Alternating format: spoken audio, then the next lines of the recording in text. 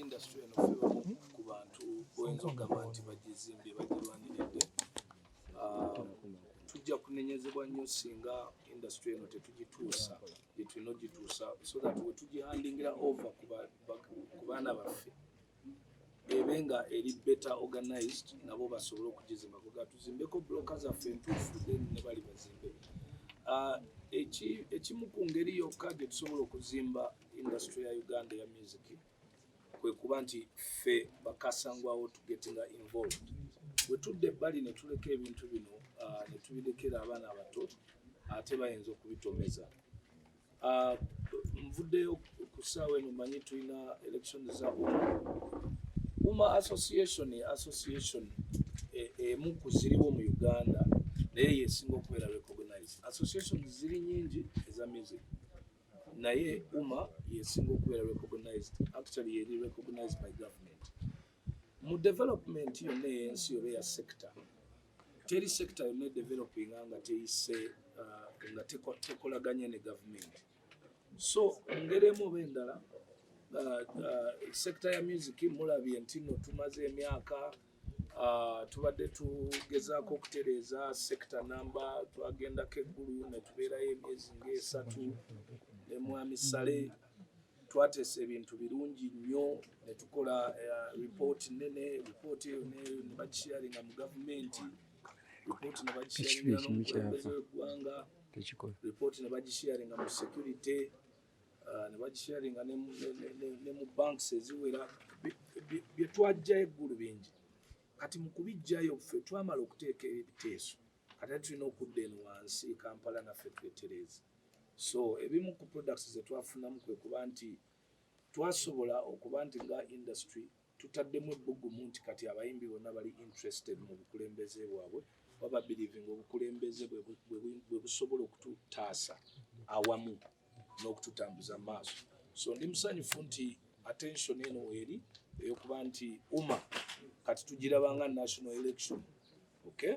Era credit namwe bannamawulire njibawa n'abayimbi mwenna gye muli njibawa. Nvuddeyo today okusupportinga era okusecondinga Cindy.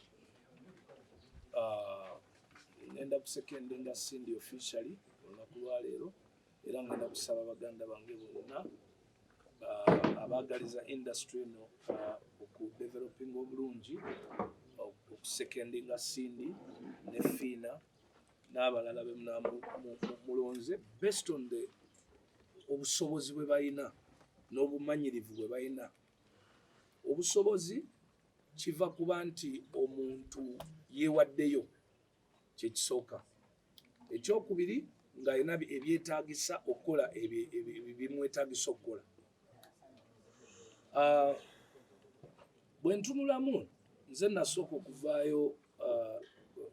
kuvaayo nanyiga nnyo bwe baalanga elections, nagenda okulaba abakandidate bonna nga sibaagala ate nga tebali. Nze nasooka okuvaayo ne mbakuba. Navaayo ne nkuba Cindy, sagringa naye kubanga waliwo ebibadde tebyatereera bulungi, tebyatambula, ne nvaayo ne nkuba ne Saha, King Saha, bombi nga bwe baaliwo. Actually nendeeta ne candidate ne nsaba muganda wange Morris Kirya, which I did publicly. Morris nakkiriza, unfortunately n'abanga ate pulling out.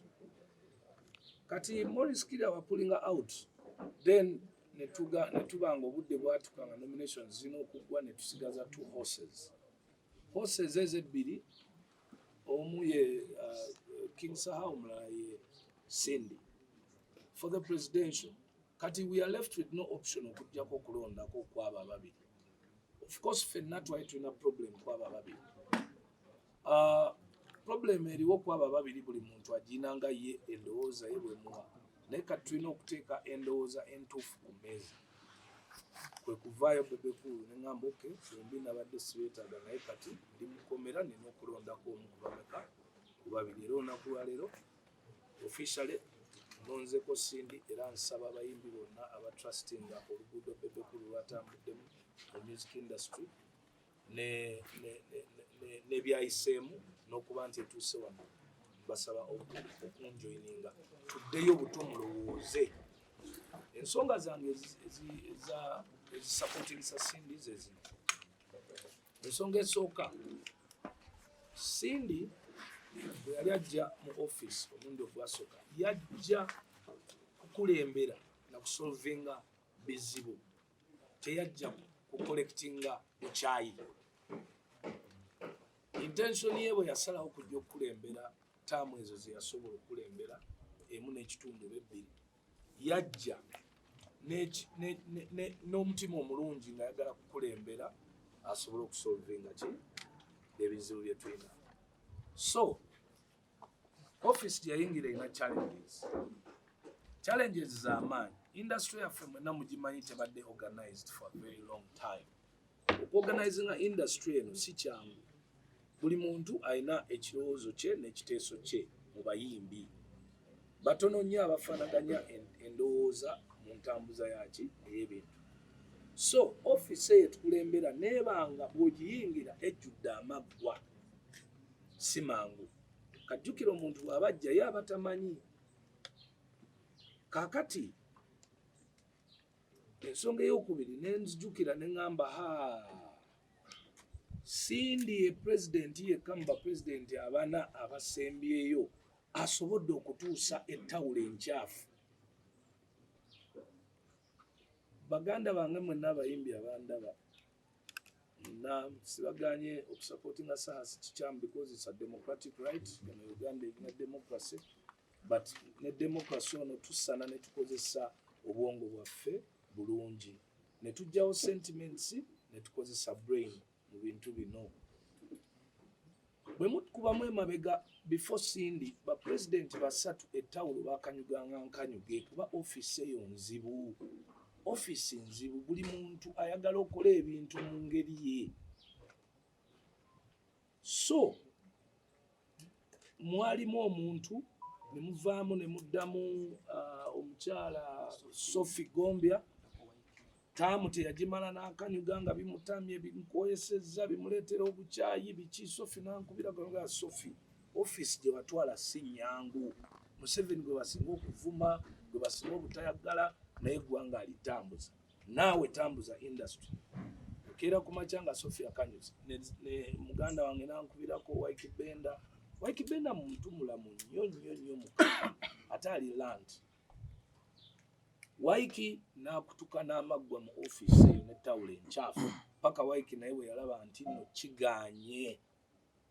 Abayimbi si bangu bakulembera, buli muntu alowooza ebintu mu ngeri ye ate nga buli muntu alina we yakoma mu kutegeera exactly ebintu bya music industry ne Uganda bwe bikola ki bwe bitambula best ku bwongo bwaki bwa buli muntu.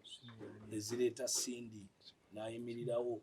Sindi alina experience tubadde ffenna ebbanga mu music industry. Kaakati mu kugenda maaso Sindi ye amaggwa bwe gamufumitanga agafumita Waikibenda ne Sophie ye Sindi yateekangawo plaster n'agenda maaso n'eriggwa lye. So nkiwa nti nno kino ngenda kyogera openly nti abantu abakyawa Sindi bamukyawa lwa nsonga emu. Beerabira nti nno byennyini bye baakola Sophie ne Waikibenda byennyini bye bakolani Sindi. Bagambanga nti Sophie babba ssente, Waikibenda babba ssente era ne Sindi bagamba babba ki ssente. Bagamba Sophie tawuliriza, Waikibenda atawuliriza, kati era ne Sindi bagamba atawuliriza. Bagamba kino mbikula ki? Mbikula nti ebizibu biri by'osanga mu office eyo bye biki bye bimu. Okay? Naye give credit omuntu asobodde okusitula ettawulo eyo ey'ebizibu abalala gye basuulidde wakati mu kkubo ye n'agikola ki n'agituusa. Ekisookera ddala Sindi nja kwebaza lwa nsonga nti despite ebikonde byaffe ffenna kuba nange nali mu bakuba naye yasobola okutuusa ettawulo ku line. Taamu yasooka ne tuyingira taamu ey'okubiri ey'omu COVID era n'agenda mu maaso ng'akola ki ng'agitambuza okutuuka ku level nti mu myaka gya Sindi ena gye tusinze okwetooloola wakati enkolagana ya abayimbi ne gavumenti, abayimbi ne ministry, era ye taamu y'emu gye twakozesa okugenda eggulu. Very soon ekitabo kye twawandiika eggulu engeri industry gye twali yagadde etambulemu kijja kufuluma eri bannamawulire ripooti eyo ng'omukulembeze amaze oggenda osinga naye bw'alaba enkuyanja y'abayimbi yonna all over the country baamala ne bagenda eggulu era bwe bagenda eggulu ekye bajjayo mujja kiraba naye ekyo nakyo kyaliwo mu ttaamu yaani ya Sindi. Lwaki tulaba ebikyamu byokka ne tutalaba n'ebirungi byeyakola ki byeyakola. Kakati ensonga eyokusatu endeeta okusapootinga Sindi y'ensonga y'emu ensapootingi Samuseveni omulundi omulala eri bweti buli lwe muliremwa okuleeta bakandideeti abalina ebisaanyizo ebiyamba continuity nti nno oleese waliwo omuntu eyesimbyewo alina experience mu ofiisi eyo agibaddemu tetuganya ayinamuko obukyamu then waliwo omupya ataginaako idea at all. Okay? Kati obudde tulina butono nnyo mu nsi obwa development oyagala okuwa ekifo omuntu oyo atalina kisaanyizo ate nga talina idea atandikire ku zero okuyiga ng'ayigira ku mmwe ebintu tamanyi bwe bitambula takoze ati oba oyagala oyonjo ono ayina idea abitegedde bwe bitambula naye akozeyo ensobi 7 omuyonje. So Bebe kulu nenvayo neŋŋamba nti kanyonjo ono already ayina idea of what the industry wants. Already andazeeko ku maanyi gayina. Sindi mukazi era ne musanyufu nnyo ne Sophie nja mwebaza naye okumanejinga abayimbi si kyangu ku political level ekulembeza eggwanga naye ne okiraba nti kiviira ddala waggulu ku kalulu ka pulezidenti kizze ne okumanya nti eggwanga lyaffe lye tulina okulembeza first si ffe ne feelingi zaffe. So bw'oba okulembeza eggwanga buli munnayuganda alina okuba equal. Tulina okweyagala, tulina okweyamba, tulina okwewabula. So ekigambo reconciliation bwe nakijjukira ne ŋŋamba reconciliation yeereeta unity. Sindi nankubira essimu bankubira essimu ne ŋŋamba Sindi ono tankubirangako ku ssimu myaka 3 kati ankubidde ne tunyumya. Sindi essimu yaginkubira ku ssaawa nga 4 nansanga we nali ngenda kupafominga ku ssaawa 7 ogw'ekiro ne mpafominga ne twogera ne Sindi okuva ku ssaawa 8 paka ssaawa 11 ey'okumakya. Oyo Sindi yakazaala Bebe naye ng'azze gye ndi wempafomingira ne twogera. Bwe naagera ne Sindi ne mugamba Sindi olina ebikyamu kino ne kino naye kiki ekikubisiza essimu ng'omanyi nti nze ndi mukambwe nnyo gy'oli ate saagala nonsense. Sindi n'agamba Rasta bale nsankunnyonnyole ontegeere. So ne tutula ne twogera. Twagenda na mmotoka twagenda okumala nga nzikakkanye nga ŋŋamba nti naye advice yange Sindi gyeri eri bweti weetonde weetoowaze kubanga olina kye tunoonya obukozi n'amaanyi naye bw'obadde ng'onenyezebwako mu ofiisi bwe tolaze bwetoowaze omukulembeze awuliriza alaga obwetoowaze bye bitawaanya bali tebakulinaako personal issues. Okay? Bakwagala omaleyo qualities zaaki z'obukulembeze obukulembeze buzitowa kati bw'oba obwagala ng'ozzeeyo okuyimirirawo despite nti nno omanyi nti nno abasinga baagala gamba nti tebakuwa kalulu then otulaza amaanyi nti nno ki ofiisi eyo ogisobola era ogyagala kati weetonde ate tandika okutereeza wandika wansi ebyagenda wrong obiwandikire solutions ngeri banne gye bakola ki gye babyagala obiteeke mu kateeko ko ogenda okusomera ki abantu. So unity ovudde ku reconciliation nodda ku unity kitegeeza Sindi asobola okwetonda era tusuubira nti Sindi temuyinaako bayimbi baffe temuyinaako bukyayi bwe yeetonda atereeze eyo reconciliation eggwe. Reconciliation ereete unity ate tuddemu twegatte ffenna waki wamu kati unity eyo tutambule nga ki nga kitole. Sindi ne mu advice ne mugamba tosobola kutambuza ofiisi eyo bw'omu tambuza nga bwe weebuuza webuuze ku bantu ate ne bwino mutereke recordinga mu busimu ojjengayo ku evidence oge bannaye nayogera ne mukulu gundi involving n'abavubuka abato abali mu industry babuuze. So explanation yange mu mutwe nga ndaba nti leading into a successful organized government of Umma.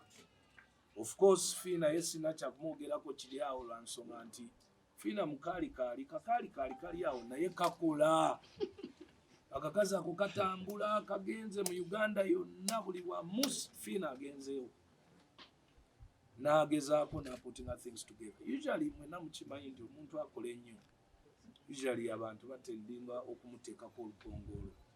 Okay, so bino ebigambo mbyogera byonna bibatuuke mu mitima mukozese decisions entuufu okulonda abakulembeze be tunatulonze abatuufu ate tubayambe okuyita mu ttaamu eno. So nze request yange gyeri eri nti